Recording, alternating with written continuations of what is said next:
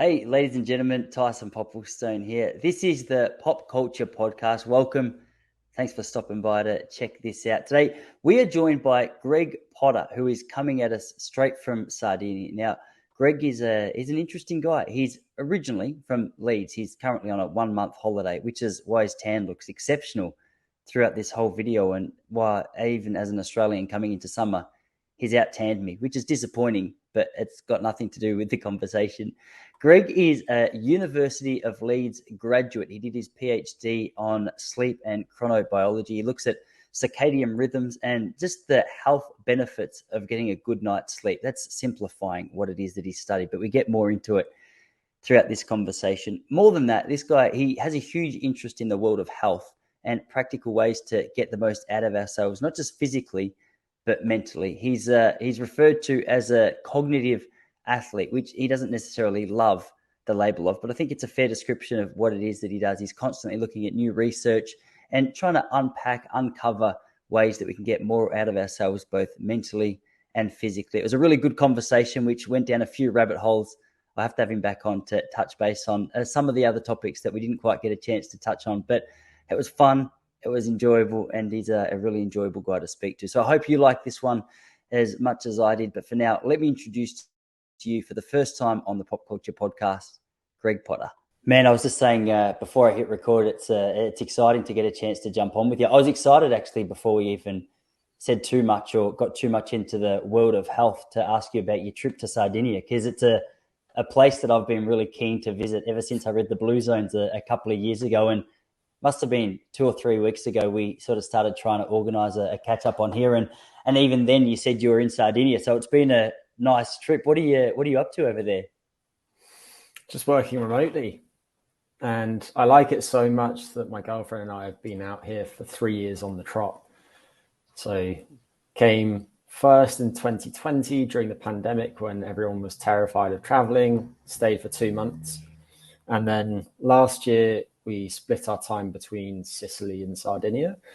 And here we're back out here only for another 10 days or so, unfortunately. But basically the idea has been to extend the summer each time. And it's just such a lovely place. It's difficult to describe why that's so, but obviously it's beautiful. There's an amazing coastline here on the west coast, gorgeous sandy beaches that are as good as any beaches that I've been to around the world. That coastline is fringed with olive groves and vineyards. It's very green, even though it's very dry and quite hot. And it's a lovely place to be in that nobody's in a rush. Pedestrians always have right of way. You've got delicious, locally grown food. And at this time of year, you're avoiding the heat of July and August. But right now it's November the 10th. And this weekend, it's still going to be warm enough for us to go to the beach and enjoy a few hours. So I don't mean to rub it in, but it's a lovely place to be. And so if you ever do get the chance to visit, then I definitely recommend doing so. Yeah, awesome. My wife's been to Corsica, which sounds a little, I'm not sure if you've been there, but it sounds similar in the sense that it's, well, I'm not sure if this is completely true for all of Sardinia, but Corsica sounds like they've still got that community element to it. There's not so much commercialization. Apparently, I'm not sure if it's all super smooth sailing, but apparently a lot of the local gangs and mafia make sure that there's no McDonald's or Zara's or anything in Corsica. But I mean, for a tourist, it sounds like a beautiful thing to experience. There's not too many places where you can wander down their main street and just not see all the shops that you're going to see on like the main street of, for my example of Melbourne, like your Zara's and things like that. What is it like there in the sense of commercialization? Because I'd heard that recently there'd been a little bit more of an introduction to, some of the more franchise shops, which are, recognized all around the world, but there still seems to be little pockets of it tucked away, which are relatively untouched. There's not much here. So we're in a town named Alghero, and I don't think there's a McDonald's or a KFC or any of those big franchises, Starbucks, nothing like that. In different parts of the island, there might be. different parts of the island are quite distinct. So over in the northeast around Olbia, there's a lot of foreign money. Lots of Russians go there on holiday. You see big yachts and things, but here it's nothing like that. So certainly in this region, there doesn't appear to be too much of that. And as you were touching on, the people here have a very strong sense of identity. I remember walking past some graffiti last year. It was actually, ironically, in between writing bouts for an article that was about Sardinia. And I'd just written that they have this very strong sense of community and they don't identify as being Italian people. They see themselves as being very much their own group. And as I was walking to the gym, I walked past some graffiti that said, Sardinia is not Italy. And I had to take a photo and include it in the article.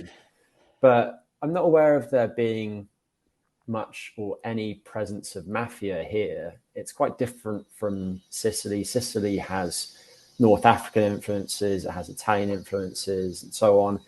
Here, I think the people probably identify more as being Catalan than Italian. And then Corsica, obviously, technically is French, but I'm guessing that they also view themselves not so much as French people, but more as Corsicans. Yeah, it's so funny. It's really interesting just to see that sense of identity that people have. I live in a small coastal town called Point Lonsdale, and I think my wife and I bring the average age down here by about 25 years because it's a place that most people come to retire, and it's really funny. They're really they're like territorial. They're like old birds. You come here and they don't seem overly happy to see you because it's their little town and they've just claimed rights over it. But during COVID, a lot of us moved out of the city and started coming down this way. So not only have we increased their property price, but we've brought the average age down to the town. But it's really noticeable to see when you go to a place like this, just how sort of territorial or how proud people are of whatever part of the world they're in, especially when it's beautiful. I can imagine, for the way you've explained Sardinia, I would probably go there for a couple of weeks and start feeling territorial myself. So maybe not too much of a surprise. What was your introduction to the place? Because you're based in the UK, I'm guessing still based on the accent. I mean, it doesn't sound like that's been washed away at all. No, no, I still live in the UK for most of the year, but I'm fortunate in that I can be quite itinerant with my work because I'm self-employed and 95+% of my work I can do remotely. But introduction was simply that I had family that had been out here and enjoyed it, and we were thinking about places from where we could work remotely at the end of the summer. And Sardinia appealed to me personally because it fits so many of the things that I'm interested in. So obviously it has this mythical status being a blue zone, and there's controversy related to that. And if people are interested, then they should read a paper that's published by Saul Newman, who I think is one of your fellow Australians, a year or two ago, which called into question the veracity of birth certificates here. So I'm not too sure about how rigorous some of the blue zone science is, but it's a compelling story, that's for sure. But then also, obviously, it's beautiful. I love the natural world. And there's also very nice scuba diving around the coastline here. A couple of parts of Europe where you've got excellent cave systems. So around Gozo in Malta, there are lovely caves. And here there are too. And so I thought, well, I can do some scuba diving while I'm out here. I can enjoy the beaches. I can find out more about the culture. And obviously, you still have Italian food, lots of sunshine, which is why I'm strangely brown for this time of year, especially for an English person. And it was the culmination of those factors that drew us here. But immediately we knew how much we would like it because we landed that first morning having left a dreary London Stansted airport where it was raining. And a few hours later, it's 10 a.m. in the morning here, we find out that there's a beautiful beach 100 meters from where we're staying, and we're around the corner from one of the two best gelato shops in the area. So. Just the ultimate win. Hey, your tan didn't escape my notice either. I was very disappointed as an Australian getting ready to go into summer that a British man has outdone me in the tan department. So obviously that sun's working an absolute treat for you. I'm guessing that there's a whole heap of outdoor time taking place there at the moment. I was going to ask what are you getting up to in and around your work? Like, what are you filling your days with when you're when you're not researching or studying or writing? Yeah, I spend a lot of time at the beach. And I can move my working day around according to when I'd like to work for the most part. I'm very fortunate in that respect. And so while most people work something like 9 to 5, my work doesn't look anything like that. And that's in part because my natural sleep wake cycle is quite unusual. I am an early bird to the nth degree. And so the clocks have just changed here, which means that most people are very happy because they get an hour more sleep in the morning before the alarm goes off. But for me, it just means that I'm even more of a freak relative to the rest of society. And I'm now waking up naturally at 4:30 in the morning. And so what I tend to do is I tend to have a chunk of work shortly after waking, and then I'll go out to the gym late morning. I'll do a little bit more work after that. And then around the time of the so-called post-lunch slump, which I always say is never really related to lunch, it's actually because there's a dip in the drive to be awake that results from your body clock around that time of day. I know that cognitively, I'm not going to be my sharpest. And so I'll typically walk down to the beach at that time of day and just get in the water and try and be present while I'm there and enjoy my surroundings. I might do a little bit of reading. And then after that, I'll come back and do a bit more work before dinner and then wind down in the evening.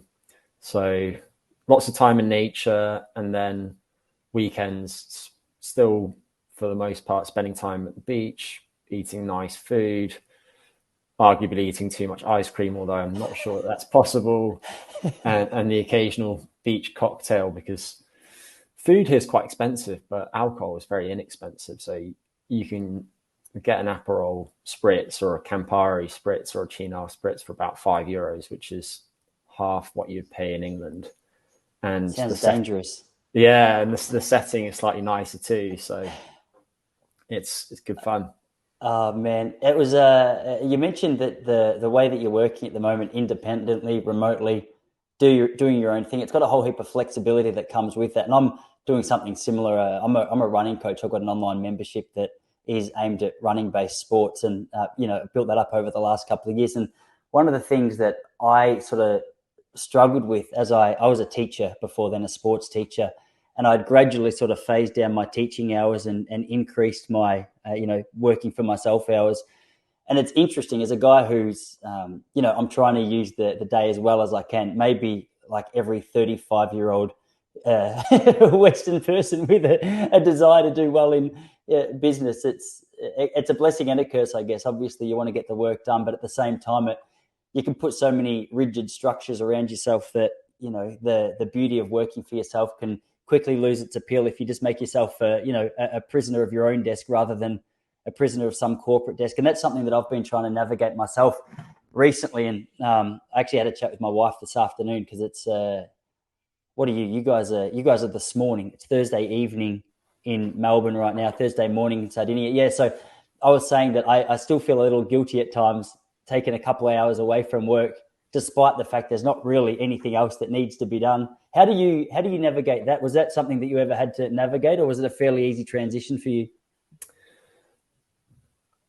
I have been very independent in my work since my PhD, and I argue that my PhD was much more self-driven than most PhDs are.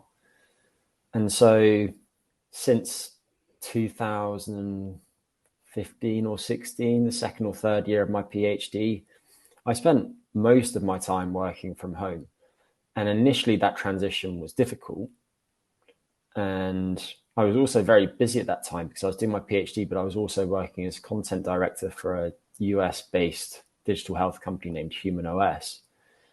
And so I found myself spending lots of time doing the dishes and then redoing the dishes and seemingly doing anything that would not be actual work, but I've now had several years to get used to that type of working environment. And obviously for a lot of people, their hands have been forced by the COVID pandemic into this type of remote work. So I think there's probably been a relatively steep learning curve for lots of individuals and businesses the last 3 years or so.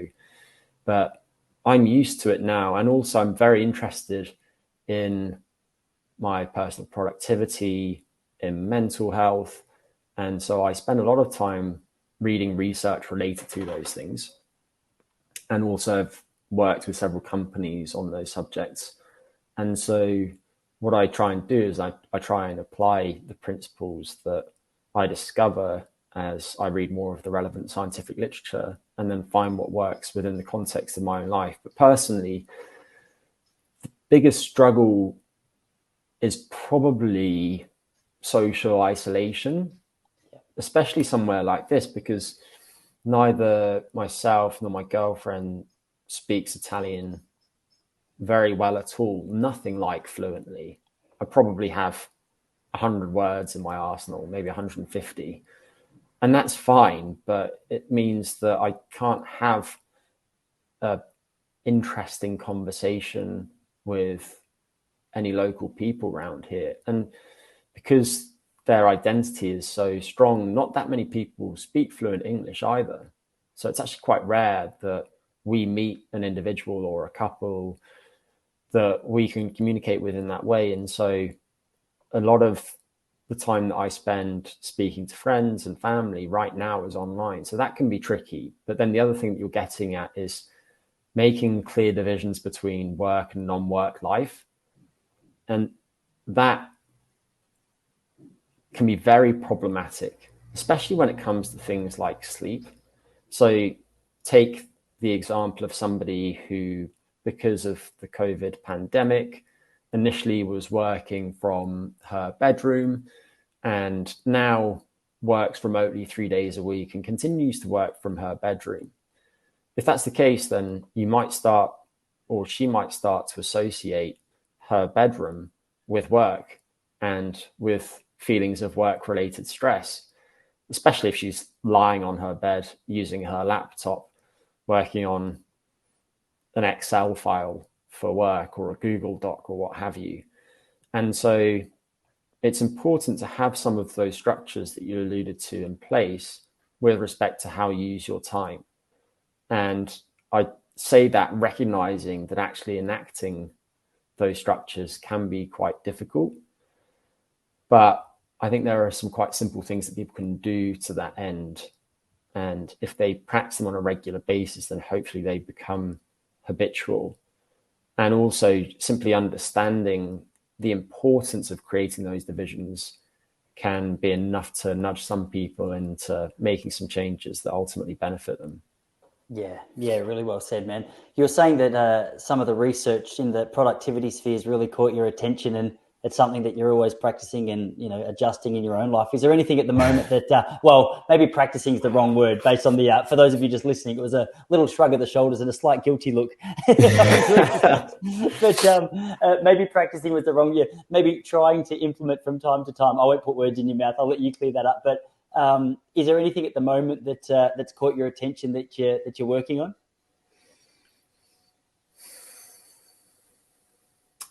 I spent more time looking at circadian rhythms in different cognitive functions recently, because there's a lot of talk, especially in Podcastistan, about things like ultradian rhythms in cognition and what the best times of day are for different tasks and so on.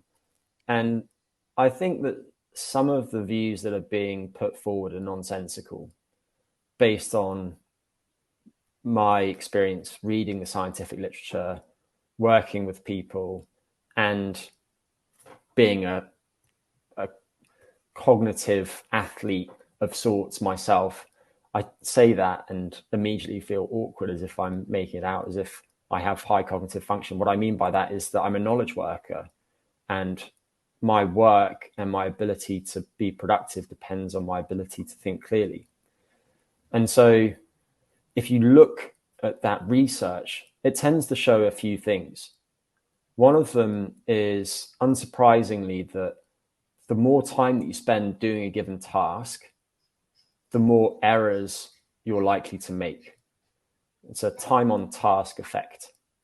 And that time on task effect is actually exacerbated if you're doing hard cognitive work during your biological nighttime, which is that period when your body is optimized for resting and fasting, typically coincides with the sleep period.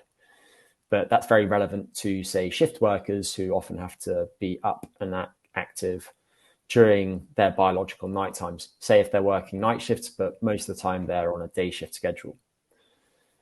Another factor is one that's influenced by your body's clock, your circadian system, which programs these roughly 24-hour rhythms in different aspects of your biology and hence behavior too. And what you tend to find is that different cognitive functions, so for example, your ability to pay attention, and you can actually subdivide that into multiple categories, but your ability to pay attention tends to have a couple of peaks each day. So one of them is not that long after waking. So if you wake up at 7 a.m., a lot of people will have a morning peak in attention between roughly 9 a.m. and midday. Then there's this lunchtime dip that I mentioned earlier, which seems to apply to most aspects of cognition. And that low point is often between about 1 and 3 p.m. for people with a relatively typical sleep-wake schedule. Coincides with the hottest time of day, which probably has some evolutionary significance in that if you think about people living in conditions in which they don't have a roof over their head, if the environment is hot, then it would behoove them to get out of the sun and its damaging rays at that time of day. And that's probably why the body's clock has that dip in alertness around the hottest time of day. And then there's this second peak in different aspects of cognition in the mid-afternoon to early evening. So for a lot of people, that's going to be between about 4 p.m. and 8 p.m. or so. But those peaks are probably somewhat modified by the person's chronotype. And a chronotype is just colloquially whether you are more of a morning lark or a night owl. Do you tend to feel best in the morning or later in the day? And if, like me, you're a morning lark, then you'll probably feel that you're most productive during that morning pre-lunchtime slump bout than the afternoon to evening bout. Whereas if you're a night owl, you might feel that you work best relatively late in the day. So I think understanding those rhythms in executive function, so your ability to plan, carry out, monitor how you're doing in work and adjust the work that you're doing according to how you're getting on, can be quite instructive when it comes to trying to be more productive at work. And you can also take that information and consider it in relation to other aspects of your lifestyle. So what are your family constraints? So do you have to take your kids to school, pick them up from school, for instance? Is it important to you to have dinner with your spouse? Whatever it might be. But if you can understand something about the underlying biology, then you can start to make some changes to your daily schedule to try and get more out of your day. So I think some of that's helpful. And then a couple of other things that I'll touch on. And these aren't really things that I've been particularly interested in recently, but they're relevant nonetheless. So one is the cognitive load of a given task is going to influence how well you do in it and how long you can do that task for. And cognitive load depends on a few different variables. So one of them, for instance, is how complex the task is. But while you can't control things like how complex the task is, you can influence some aspects of cognitive load. One of them being task switching. Each time you switch tasks, there's a residue in which your mind is still somewhat on what's just happened previously. And so the less you switch between tasks, the more likely you are to be able to do good work in that particular task.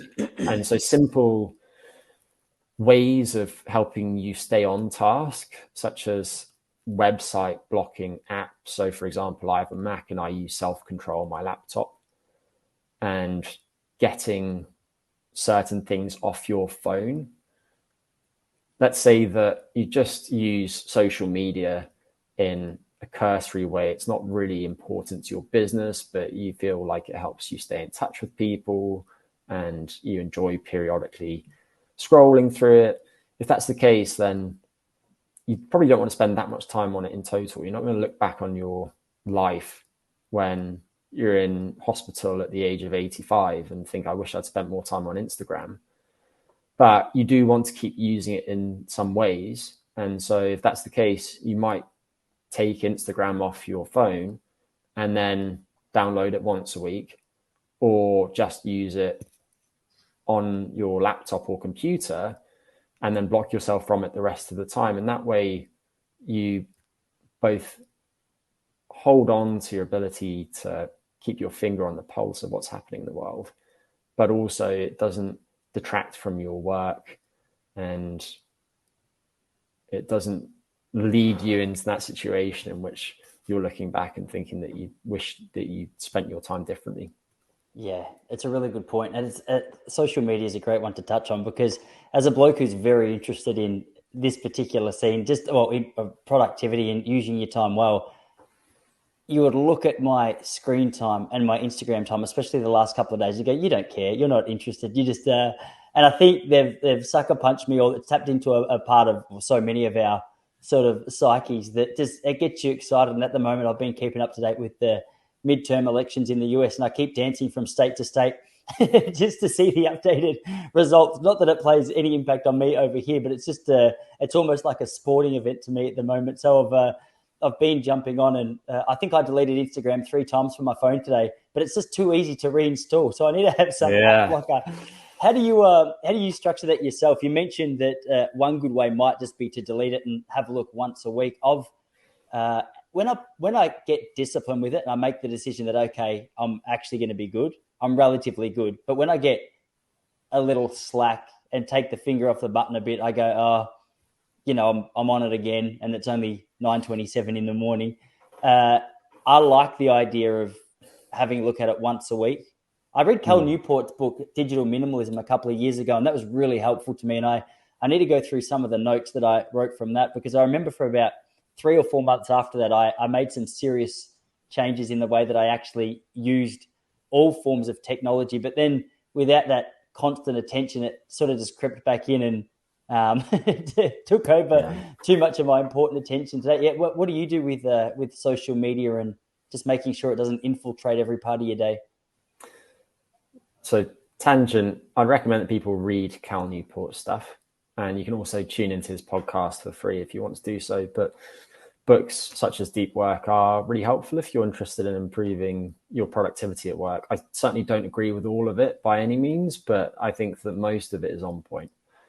Now, with that said, I would not hold myself up as a perfect example of how to go about these things. Because I use social media somewhat for work, and I think it's probably overall been helpful in generating some work and helping spread ideas that I think are important. But I'm also not regular enough with it, and I don't give it enough thought, and I'm not systematic enough in how I approach it to actually have become any good at using social media to the effect that I would like. So bear that in mind.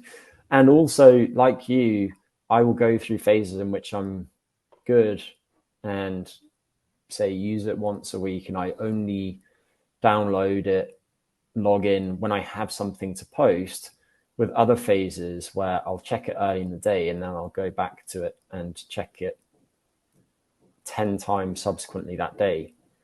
But I notice certain patterns in my use of it. So one is that if I check it early in the day, then I often end up checking it lots of time over the remainder of the day. And so I recognize that if I have a difficult day ahead in which I have lots to get done. It makes no sense for me whatsoever to even think about it that day. And so I try and be good about when I use it, and specifically the days of the week that I will download it and use it. Another is, and I think this is something that Newport pushes for, he advocates this 30-day declutter in which people will remove non-essential apps from their phones and so on, and think about the ways that they use their time and then invest themselves in using their time in ways that they feel enrich their lives. So a lot of people will go through that period and they'll spend more time reading and they'll spend more time in nature and so on. But like you, I think a lot of people do that for a month and they'll learn something about themselves, and then they'll be good for 3 or 4 months, and then slowly they'll gravitate back to their old habits. And that's certainly something that I've noticed in myself too. But I do think that having 4 weeks or a month in which you do something like that is a valuable experience. And I've done that several times. I normally do that about twice a year with social media, and I'll just post something to the effect of, I'm taking a break from social media for a month. If you need to get in touch, then there's a contact form on my website. The difficulty with that, though, is that if you've been trying to build your online presence for whatever reason, let's say that you're an author and you need to sell books, or you're a podcaster and you want to increase the number of downloads, if you take a month off twice a year and you don't already have a huge following, then you might just find that when you return to social media, if you post something, you're just not anywhere near the top of someone's feed. And so all of a sudden, there's less interaction with what you put out there, and it takes a bit of time to get back to your previous state, even if the number of followers hasn't really changed, for instance. So there are trade-offs, but I think a lot of this comes down to being mindful of how you use your time. And with that in mind, lots of practices that have become more and more popular in recent times can be really helpful. And I've had a mindfulness meditation practice since 2014, start my PhD. And that has been instrumental in helping me catch myself doing things that I don't actually really like doing. They're compulsions more than things that I enjoy. And I think there are some other things that you can do to expedite the process of becoming more mindful. Some of these are controversial. I don't think they'll be controversial in 2 decades' time. But for example, some of the research that's come out looking at the use of different psychedelics, such as psilocybin and LSD, on trait mindfulness is fascinating, because you can give people 2 moderate to high doses of psilocybin, say 20 to 30 milligrams of psilocybin. And then there are standardized ways of assessing mindfulness, inventories, just questionnaires that you can give people. And you see quite large changes in how mindful people are and how mindful people feel they are after this type of psychedelic assisted psychotherapy, or even just use of the psychedelics alone. And so I think that combination of psychedelics with mindfulness is one that's particularly interesting. And there have been a small number of studies so far. There was one in which they gave people psychedelics during a meditation retreat, and then looked subsequently at the effects of the psychedelic on aspects of their quality of life several months later, and compared that to controls who just did the meditation retreat and had a placebo, and they found quite dramatic improvements in many aspects of quality of life. And then there was another study published by Roland Griffiths and his colleagues that looked at psilocybin use in conjunction with a spiritual practice that included meditation, but also journaling and some other things. And the results of those are dramatic enough that I think that they could be really helpful interventions. And if people are more mindful, I just think they're going to use their time better down the line. And I'm not saying that everyone should be taking magic mushrooms and meditating, but it's just an example in which if you can train your brain to notice what's going on in the world, and to not necessarily react reflexively to those thoughts and feelings, and instead insert a pause and then choose your path, all of a sudden you're going to be able to think, yeah, I'm tempted to pick up my phone now and look at my Instagram feed, but I don't want to do that. That's not helping me in any way. That's not actually improving my life. I've got these other things that I need to attend to, and so I'm going to do those instead.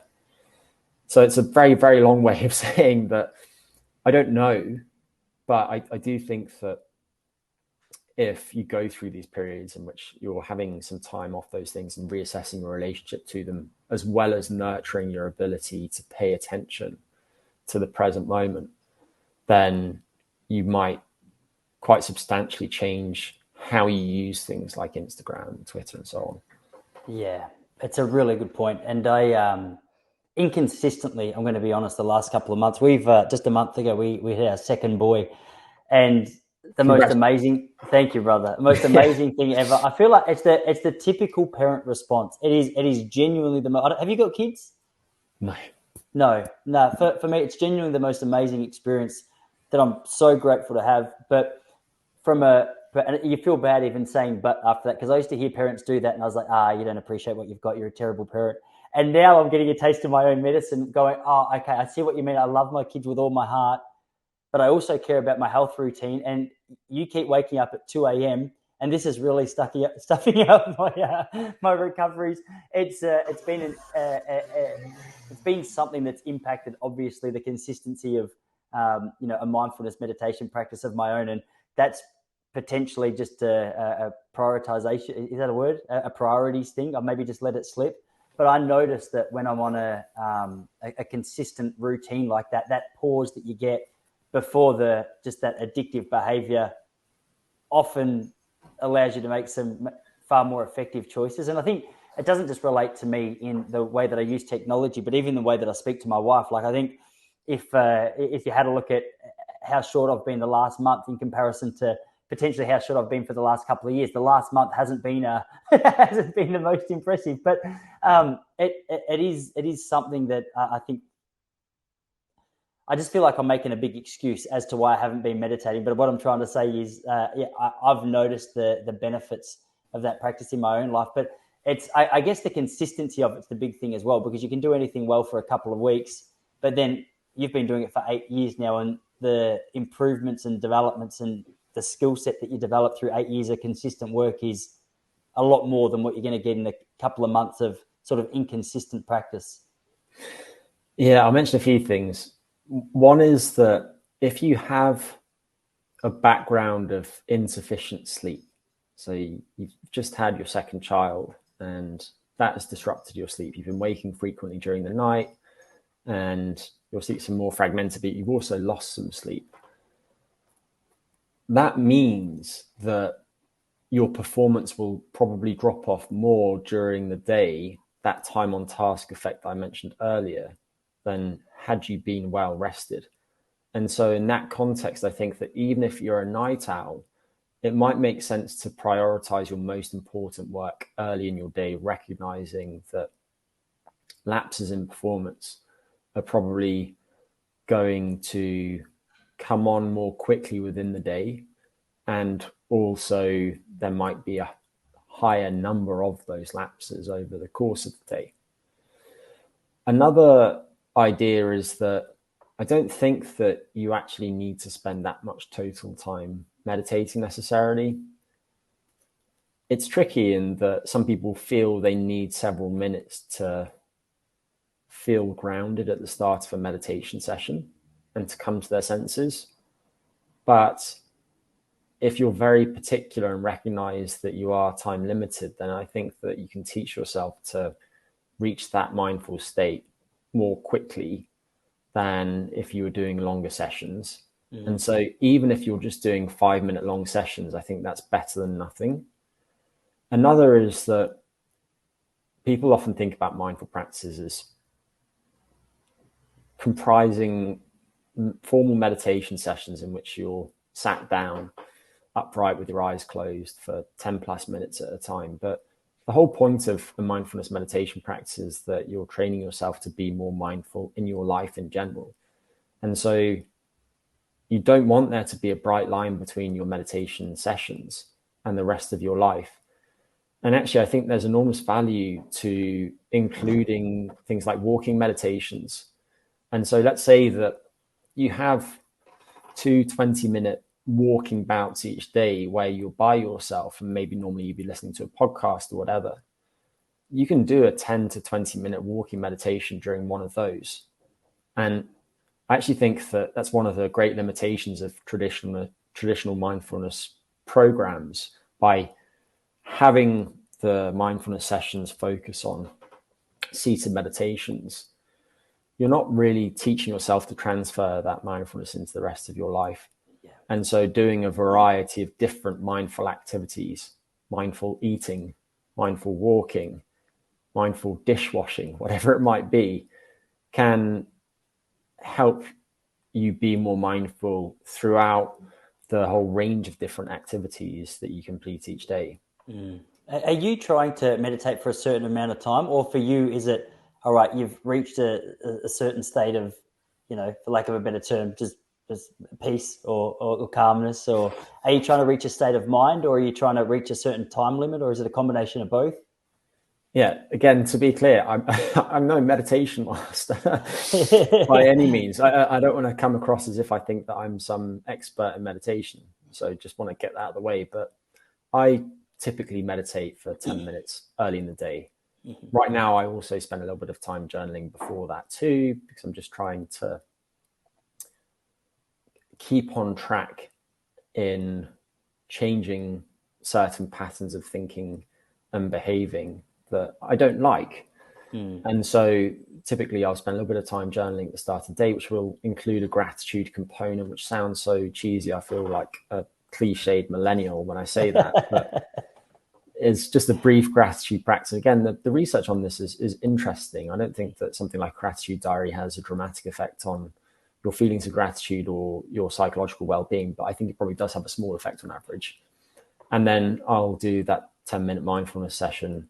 And for much of the last few years, that's pretty much all that I've done each day, coupled with reading about meditation and listening to talks about it and so on.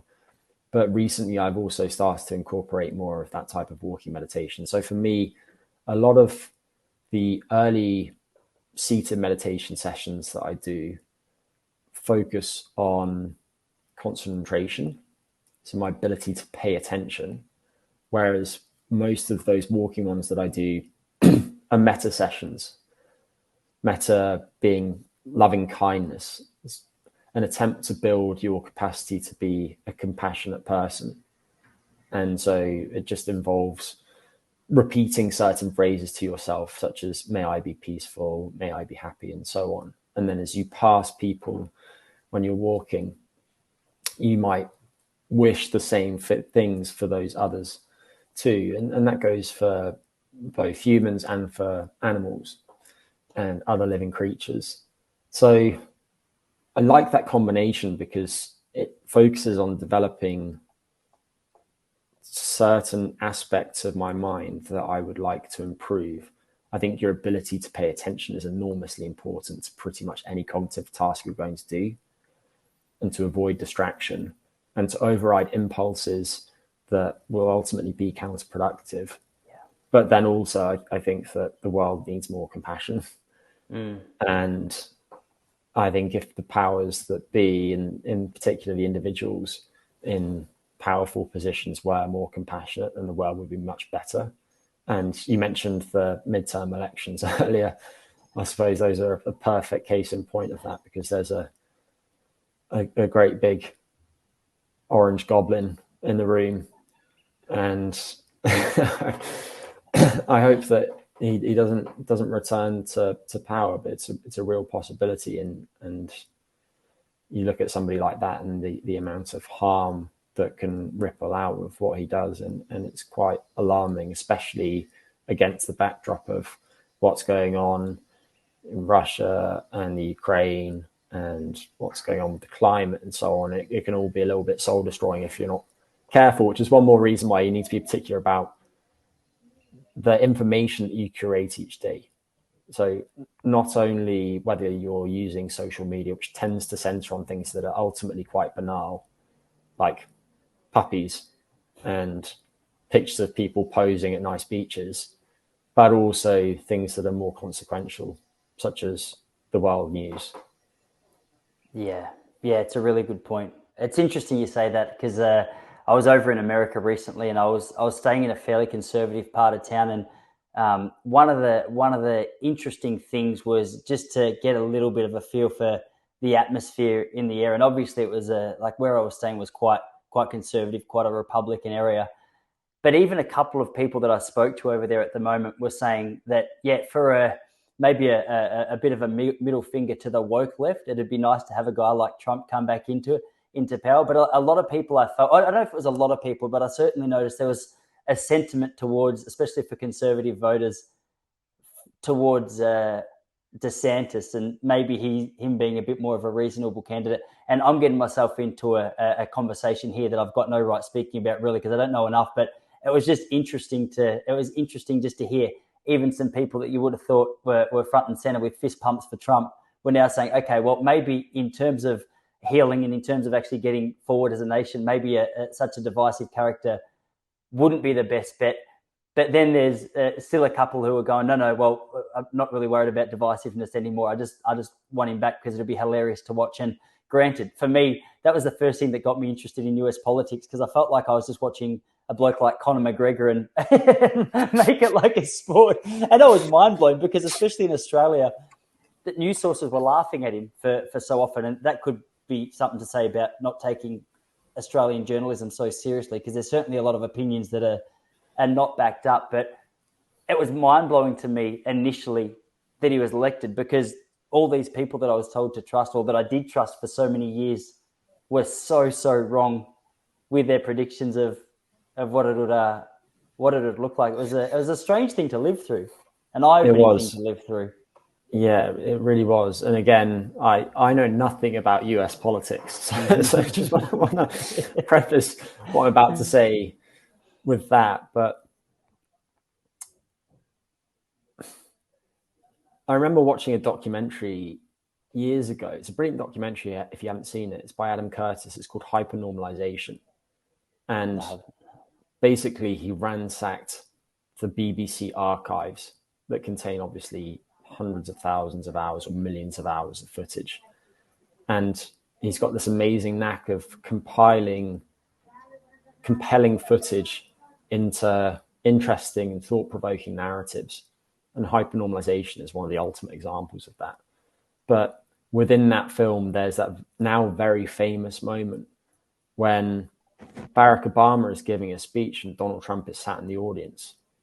And he just tears into Trump in a way that is in some ways tactful, but in retrospect, you watch that moment and you think that is the moment when Donald Trump had the fire lit under him to become the next US president. And so it's both funny, but also excruciating because of everything that's unfolded since then. So I hope you're right about the sentiment within the Republican camp now.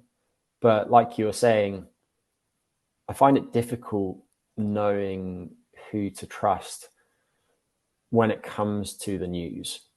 And I don't want to be conspiratorial at all. And I think that some news sources are objectively better than others. But it's also important to bear in mind that even the ones that you frequent, that you think are generally helpful sources of information, are biased. So, for example, I typically use the BBC and The Economist for news, but they're both biased. And I remember feeling that vividly when speaking to a couple of friends that I have who were Russian around the time of the start of the war in Ukraine. And obviously they were being fed completely different information from what we were being fed over here. And my knee-jerk reflex was, that's all disinformation and it's absolute nonsense. It makes no sense. And I still feel that way now, but I also recognize that some of the information that we were being fed at the time was surely way off the mark too. Yeah, it is good. I guess it comes back to that, just an awareness or that ability to be able to take something in. And that's one thing that I'm trying to focus on a little more myself, is just that emotional response to things that I disagree with initially, because there's been so many times now where I'll have an emotional response, and then when things calm down, I'll look back and go, oh, I was actually very wrong. And whatever the emotion that crept up to try and defend my own attitude was, it had no right being there, because had anyone listened to me, I probably would have led them further off the path. But it's certainly difficult. And for whatever reason, there's certain news shows or TV programs over here that I go to sometimes just to trigger that and go, all right, let's see how effectively I handle it tonight. And too often I fail miserably, and I go, I didn't need that experience. But yeah, it's interesting. It's a worldwide thing, isn't it? Sometimes I forget that we're not just in our own echo chamber in Australia. It's I guess it's just a corporate media response. And it's also much easier, I guess, to just have something in black and white and present your point of view and present why you're right, and defend your tribe a little more than it is to have a difficult conversation with someone you completely disagree with that might be very intelligent. That's what I found so interesting about COVID over here, because I'm sure it was the same all around the world, but particularly in Australia, or where my state, Victoria, Melbourne, we had I think we're up there competing for the longest lockdown of all time. And I've got friends on both sides of the camp who some were like, yeah, no, this is exactly what we need to be doing. Then other people would go, hang on a second, like there seems to be other places around the world who are doing just fine and taking the exact opposite approach. And it was a really emotionally charged time. And I got caught in this too many times, but it was a time I thought where I didn't really want to hear the other side, if I'm being honest, so often, because I just wanted to be right. But I've got such a respect for people, and you strike me as one of these kind of characters that maybe your emotion doesn't necessarily, maybe the emotion flies up in you that you have a particular stance, but some people have this really good ability to be able to go, okay, well, there's an emotion, but if I can get beyond that, there's a point that this person who may very well be smarter than me has to make. I listened to Rick Rubin on Joe Rogan's podcast the other day. He's a music producer, and he's worked with the who's who, Jay-Z, Kanye West, Red Hot Chili Peppers. They're just a couple of the names. And one of the things he said was, so often a group will come to him and ask for his advice on a particular song, and they'll have particular ideas and particular directions that they want to take it. And one of the most difficult things for him early in his career was to go, okay, well, that's a terrible idea. That your idea sucks. I don't want to do that.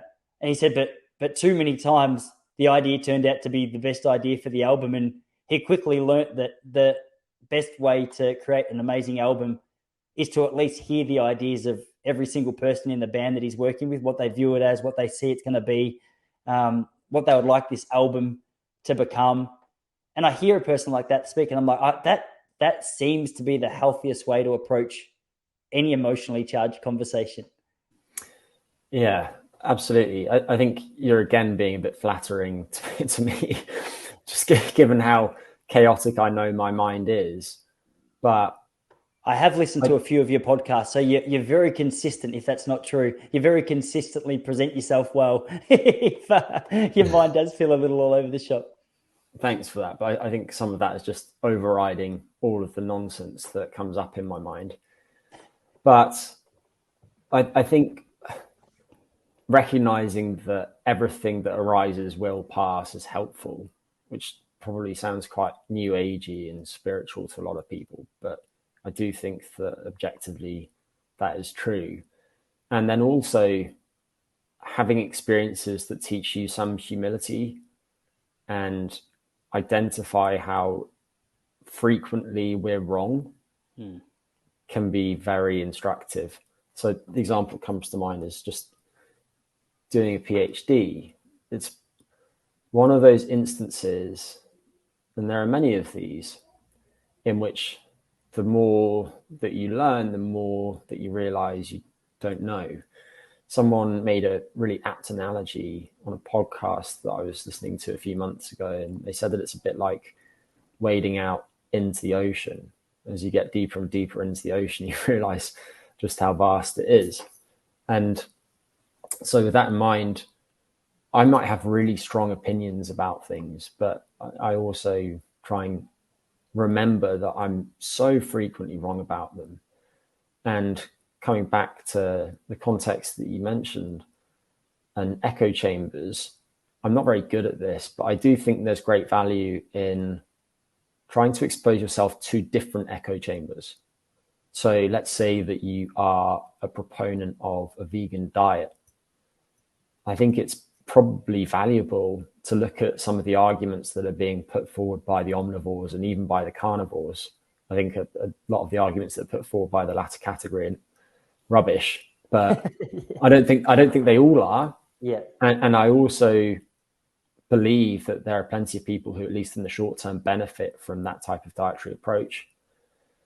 And obviously, this has all been front dead center in people's minds in the COVID-19 pandemic, because there are so many things that have been enormously divisive. And I think that something like lockdowns or vaccinations are perfect examples of that. Myself, I'm eminently pro-vaccination, but I also recognize that I haven't spent much time in the last year looking at vaccine-related data. And so I actually don't know that much about the side effects of vaccinations and adverse effects that have been reported or that might be being withheld in recent times. And certainly my initial impression was that with respect to COVID-19 vaccinations, in particular the mRNA vaccines like Moderna and Pfizer, the risk of adverse events was very low, and it was an absolute no-brainer that the pros outweighed the cons for all but maybe a very small minority of people, namely young males, just in that there was an increased risk of myocarditis that was identified early on, and the risk of serious adverse consequences from getting COVID-19 in healthy young boys probably wasn't very high at all. So if I was a parent, then I imagine that I would have at least thought twice about getting my 10-year-old boy vaccinated, especially if he'd already had a natural infection. But for the rest of us, being vaccinated to me was not something I had to give second thought to. But I'm not the one that's pouring through that scientific literature. And as I touched on, I don't know that much about the recent data that have come out, but I think when we have these different echo chambers, it's so easy to fall prey to misinformation and disinformation, and just constantly surrounding yourself with people who have similar perspectives on things is enormously limiting in terms of your own growth. I think there's so much to learn from being exposed to different cultures and attitudes and perspectives. Again, I'm saying all of this recognizing that I'm not nearly as good at that exposure as I would like to be. I tend to align myself with people whose opinions I really respect and people who seem to be reasonable individuals. But I should probably spend a bit more time following people with quite different perspectives on things, but also retaining some critical thinking capacity. And that's something that I think some people have a lot more of naturally than others, but it's also something that you can nurture. And spending lots of time doing things like reading scientific papers is definitely one way of going about that. But there are other paths to the same outcome.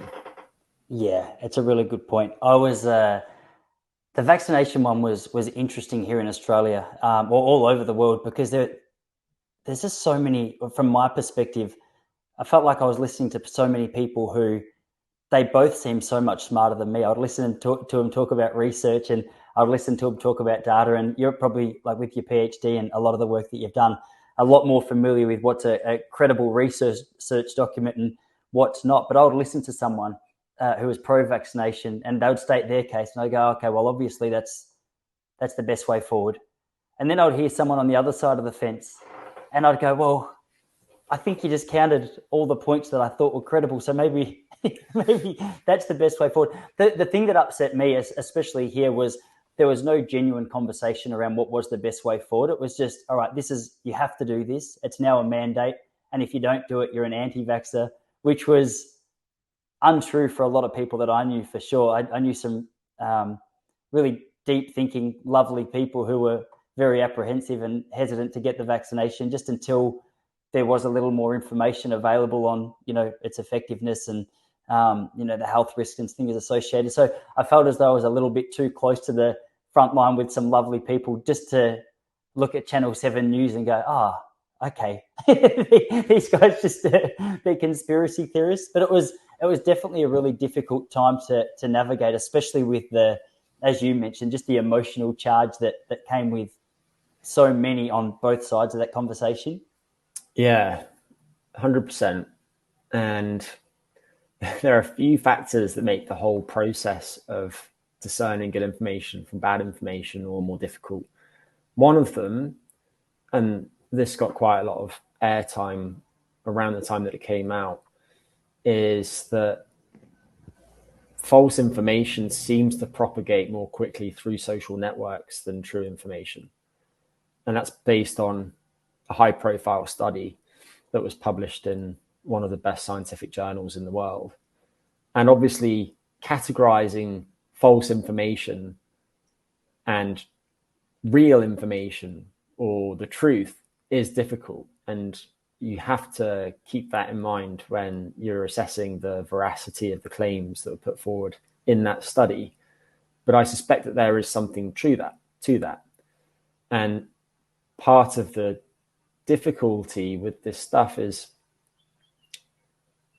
as a non-scientist or non-expert in a given subject, you listen to people who appear to be intelligent talk about these subjects, and a lot of it just washes over you. They're using long words that you think you understand, but on further inspection you might not really understand. And there's so much infotainment nowadays, people listening to these enormously long podcasts with people who come across as being very erudite, really smart individuals.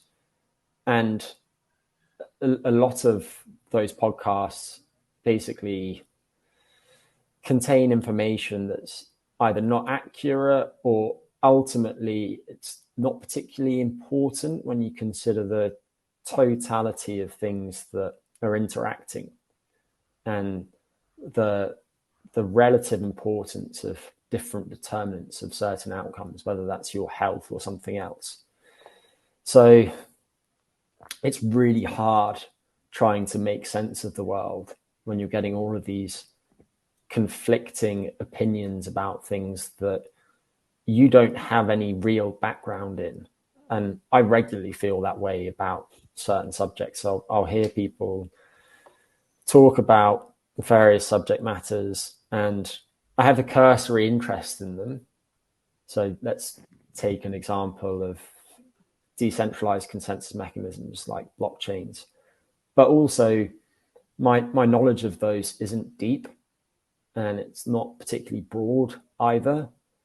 And there's all of this jargon that these people use, which makes trying to develop your interest in those subjects quite a uphill battle initially. Mm-hmm. And I just think there are many instances of that type of thing in people's lives nowadays. And one of the difficulties, of course, is that many of those subjects ultimately are quite consequential when it comes to what happens in society at large. Yeah. And I guess it comes under the umbrella of this productivity thing as well. There's only 24 hours in a day. And if you're trying to invest any time in your health and any time in your family and any time just getting out and about, that leaves about an hour 25 to do your research on every other topic that's being hotly debated, which is really, really difficult. And that's why I think in many cases, I'm always hesitant to say this, but it often makes a lot of sense to defer to authority. So take the example of COVID vaccines. Anthony Fauci is a decent person. He's a tremendous scientist.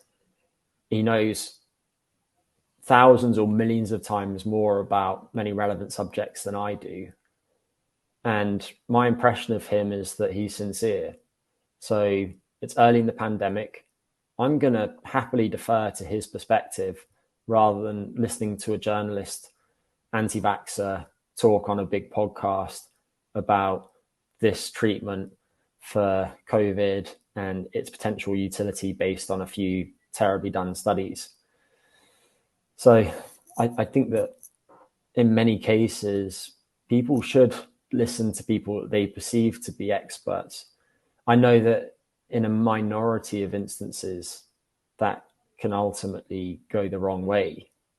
But in that situation in which you only have so many hours in the day, it's a good way to go. And also, take the example of elections. I, at this stage in my life, would probably happily defer to a carefully curated group of experts who themselves decide the best way forward when it comes to various policies, and even when it comes to selecting appropriate individuals in positions of power. Obviously, there are all sorts of enormous problems with the whole election process, and ultimately, I don't think that the whole election process is optimized to select the best candidate for the job. But imagine a situation in which you have a panel of very highly esteemed people from different roles within society, different stakeholders, and they achieve some consensus about the best next step forward.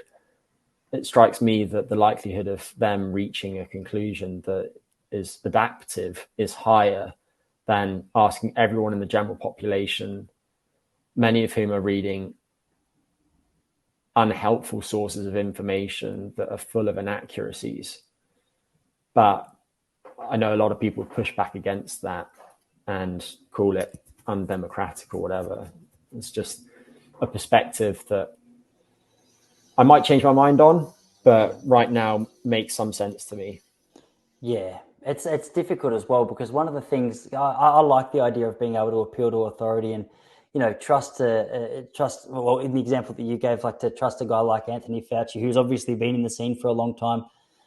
But one of the things I found a little challenging was just what with that in particular, and was just trying to navigate what information that was being shared that was true. And because I think what I'm trying to say is what I find difficult at times is to go, okay, well, I want to trust this person based on the fact that they're in a position of authority and like they've been heavily respected for their whole career as far as I can tell. But then you'll see, I watched a couple of, with Fauci as an example, I watched a couple of I don't know if you know Ron Paul, like some of the investigations into Fauci and just some of the questioning and some of the way it was answered. I would end those interviews and I'm like, I feel like there's a lot of information that I want to know that you're being really, really dodgy around. And like your information when it comes to the scientific literature is so much greater than mine will ever be. But just it felt like a little bit of a sneaky, maybe a politician's response to some of the big questions that I left going, now I don't know. Like now I'm not 100% sure what to do. And I guess what I'm trying to say, it's just, I find it difficult to navigate between all right, like I know you know a lot, but are you telling me the truth? And I guess that's what we're saying is it comes with an element of trust. With the limited amount of time, some people are happy to go, okay, well, I'll lean on this particular guy. I think part of my skepticism or frustration was a little bit just the black and white nature that it was dealt with here in Melbourne as well. It was very much just like you either do it or you're this and you can't go to work. And I was like, hey, I know a lot of lovely people not like that. But yeah, it's such a, as you say, it's nice to be able to sit down and just chat through it without so much emotion flying around. And I'm not sure what it's like in the UK, but especially here in Australia, I feel like the emotional charge of some of the conversations around this topic over the last couple of years have started to die down, and just being able to speak to people face to face and not through statuses or comment sections has been really beneficial, I find, just because people that I might have agreed with or completely disagreed with, when you get them into a room and you have a conversation together, very few of them are as bold and as confident, myself included, as what they are on a Facebook status. And that was one of the big takeaways for me getting back into rooms filled with people. I was like, these people are lovely, most of them. Like a lot of these people are very good people. And yeah, it's just nice to be able to watch some of the emotional charge disappear from some of these conversations. Yeah, I think part of the difficulty is that some of the most influential bodies really undermine people's trust early on. So take, for instance, I think it was the CDC in the US that reversed their recommendations regarding masking quite early on. It all just adds to confusion. And also, one thing that's worth adding to those comments about appealing to authority is that I think having panels of experts that come from different disciplines and maybe have some contrasting opinions and having them reach some consensus through negotiations and talks is generally better than putting the brunt of the load on one individual who might have really good intentions, but ultimately turns out to be wrong. So just ensuring there are some checks and balances in place. That's a really good point. That's a really good point, man. I told you that we'd keep this to around 70 minutes because of the fact it's the start of your day and you've got plenty else on. In saying that, I could happily keep talking to you for another hour and a half because that time just flew by, and I really enjoyed the chat. Man, if you're interested, I'd love to have you on again in a couple of months, and we could even touch on some more of the areas that I thought we were going to talk about more, which was your involvement in the studies of sleep and health and things like that. But obviously, I'll link your website for anyone who wants to, get a little more information on the sleep and health and well-being, because it's definitely a subject I'm very interested to talk to you more about, and an area that I really I like your approach. I was going to tell you early in the piece that you seem to have your finger on the pulse of a lot of what's really important in the world of health and wellness, from not just going to the gym, but making sure that you're getting your sleep and you're looking after your diet and you're getting the sunlight. And I find a voice like yours really refreshing and very clear, man. So yeah, thanks for everything you're bringing out to the world, and thanks more for coming on the show for a chat. Thanks very much, mate. And yeah, definitely up for coming back for round 2, and then we can talk about something that I actually know something about. I had full intentions to talk to you about all of those things, but nonetheless, it was a really fun conversation, man. Thanks again. Pleasure. See you, everybody.